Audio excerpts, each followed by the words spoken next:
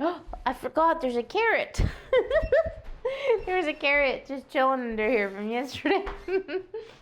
Hello, this is Chef Sarah, and today we are going to make tortillas. Cinco de Mayo is right around the corner, so I'm going to show you step by step how to do this. Let's go over the ingredient list and the equipment list. So first of all, we have masa. This is blue corn masa. It's really pretty and nice, so we're going to use that today. I have some just kosher salt, hot water, warm water, as hot as your hands can stand, essentially. I have a tortilla warmer. If you have an actual tortilla warmer, that's great. If not, a towel on a plate so you can sandwich your warm tortillas is perfect. Then I have a Ziploc bag. I've kind of cut this to make it for, appropriate for what I need. And then I have a tortilla press. You can use the bottom of a pan. If you have a Ziploc bag in the bottom of a pan, you could definitely smash it down.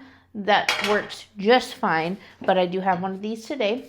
And then I have my flipper. You can use your fingers if you're brave, which we'll see if I do it. I think I will.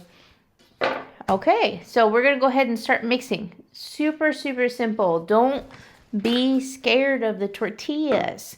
So I have about 2 cups of masa right here. And then I have, I'll just guesstimate. So this is a cup and 2/3 of water. I'm not going to use all that. So I'm just going to start mixing. You want the dough to be slightly wetter than you think because it's going to sit and absorb the rest of the liquid. So I'm going to go ahead and mix. You guys keep an eye on what it looks like. I'm going to start mixing with your hands is best. You can use a spatula or something if you like, but this is more visceral. It's more fun. Smush it, smush it, smush it. Oh, you know what I forgot? Make sure, don't do like me. Add your salt into the dries. About a 1/2 teaspoon to a teaspoon for 2 cups. Okay. We're going to pretend that didn't happen. Okay, add and just kind of squish it together. Should be nice and warm and feel like a spa experience. The idea is you don't want the masa to be, when you make a ball, you don't want it to crack around the edges. I'm going to add a little more water because then it will be dry.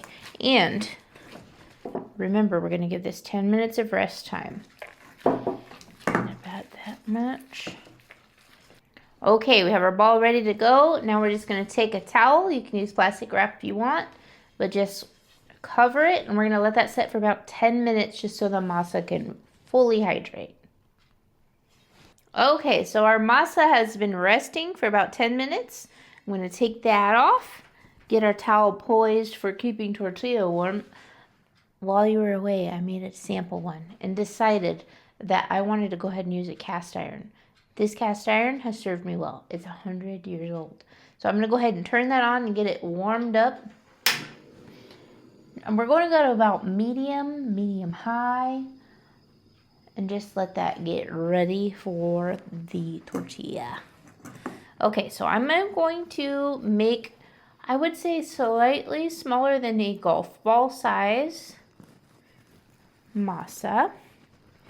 And you know what's really the better option? You can use a Ziploc bag. That's just fine. I gotta use this towel. It's going to be my towel and the tortilla warmer. But the produce bags you get at the grocery store are super. They are way better than a Ziploc bag. So save one of those if you go ahead and do this. I don't have one right now, so we're going to go with Ziploc. Okay, so I've got my ball of masa. I'm going to go ahead and open the Ziploc.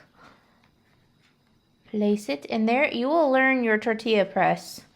This one, if you smash it down super hard, it's going to be lopsided. So don't go crazy on it. Don't go Hulk monster. Just be gentle with it a bit. Okay, I'm not smashing it. I'm not mad at it. Oop, a little bit more. You can also rotate it and smush it again so you get a nice even press.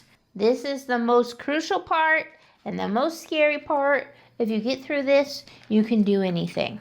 Okay, so I'm gonna take this part of my palm right here. See my smoke? It's smoking. It's ready. I'm gonna take this part of my hand right here, the pinky and the forefinger, or what do you call that? Ring finger. And we're just going to grab it here. I guess it's going a little to the middle finger as well. And then just carefully, and this is not going well. There we go. Peel it back. And then we're gonna lay it on the cast iron. Okay, now we're gonna give it about 30 seconds on this side.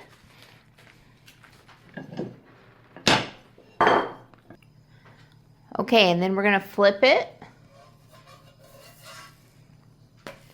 And we're gonna give it about 15 seconds on this side.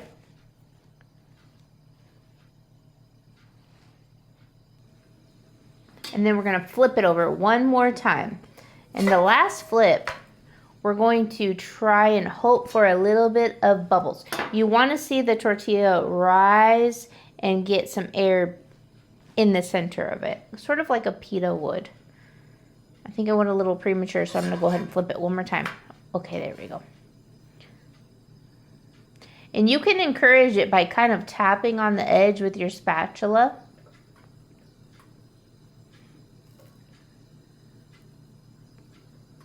I see bubbles. Okay, so on this side there's a bubble forming, so I'm gonna press down on that bubble and try and encourage it to push through the rest of the tortilla. Bubbles are happening. And you can keep turning it if you need to, but give it some time. Oh, it's happening. See, the center is starting to rise. That's perfect. That's what we want. You want, that way you know it's done. See the beautiful bubble? Oh my gosh, that makes me happy.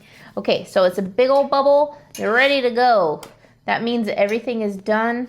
You have to have the right amount of moisture in your tortilla for it to do that. It's lovely. It's done. We know that it's steam released. It's all good. Okay, so we just lift up our little towel, throw it in there, and then we're on to the next one. That is how easy it is to make a corn tortilla. So please try it out. Let me know how you like it. Thank you for watching.